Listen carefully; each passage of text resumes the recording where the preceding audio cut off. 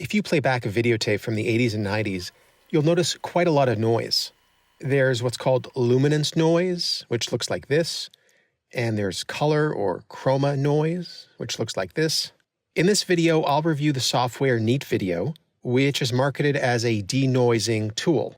We'll also look at Hi8, which has a huge toolkit for video enhancement, including denoising. I'll show you side-by-side comparisons, and I'll walk you through which settings I recommend. I'll also discuss this problem that's caused by YouTube compression. I'll explain the difference between noise and grain, and I'll show you the costs. And if you watch to the end, you'll hear a joke. Okay, so let's get to this side-by-side.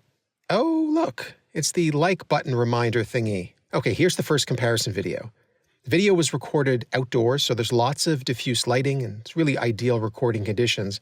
And there's not a lot of noise to deal with. Here is a frame from the video. You can see that Neat Video and Hi8 are both pretty effective at removing the two types of noise. Next, we have very different lighting conditions. We're in a dark room. We're recording a more or less homogeneous white surface. And when I look at these videos on my computer, the Neat Video one and the Hi8 one, they both look great. But when I look at it on YouTube, I discovered that YouTube's compression is introducing blockiness and banding. This is what I mean by banding, and this is what I mean by blockiness. On my computer, it looks fine, so YouTube is the culprit here. I read that saving the video to ProRes 422 or 4444 might help, and I tried that, but I didn't notice a difference. I read that saving the video with a higher bitrate might help, but it didn't fix this particular problem. And then I read that adding grain might help reduce banding. Yeah, that's what I thought too. Anyway, the idea is that adding the right amount of grain will somehow trick YouTube into not compressing the parts of the video that don't have a lot of detail, like, let's say, the sky, or in this case, a plain white wall. And if YouTube doesn't compress the video, then maybe the banding and blockiness will go away. I tried a lot of settings, and here's what worked best for this particular footage. In Hi8, I added 0.10 of grain in the film grain tool, and the banding went away. And frankly, even though there was some grain, it was much smaller and nicer looking than the original noise that I removed.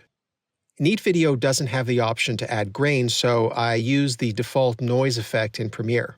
The value of 7% made the grain look about the same size as the setting that I used in Hi8.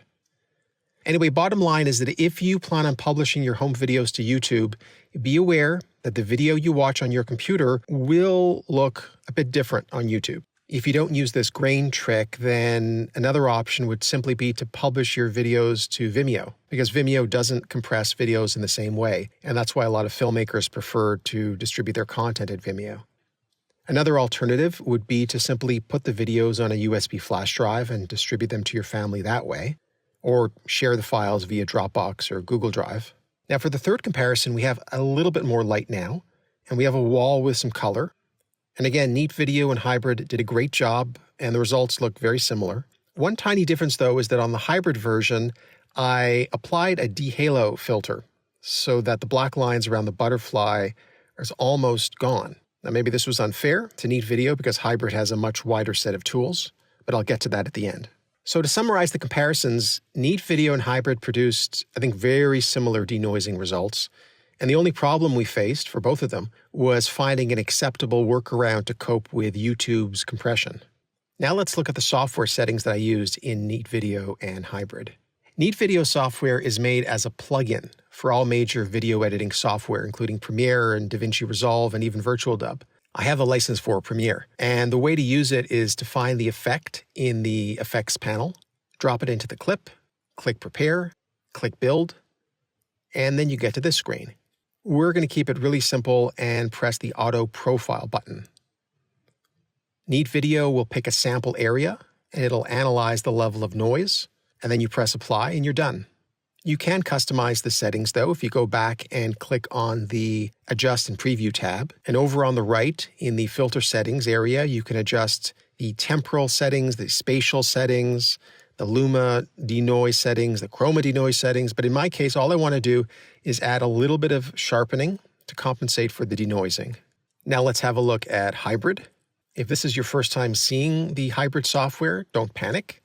I have a walkthrough video that'll make this look a little bit less intimidating. The first setting we need to set in hybrid is in the filtering vapor synth degrain area. We're going to select temporal degrain 2, and we're going to leave all the settings at the default level.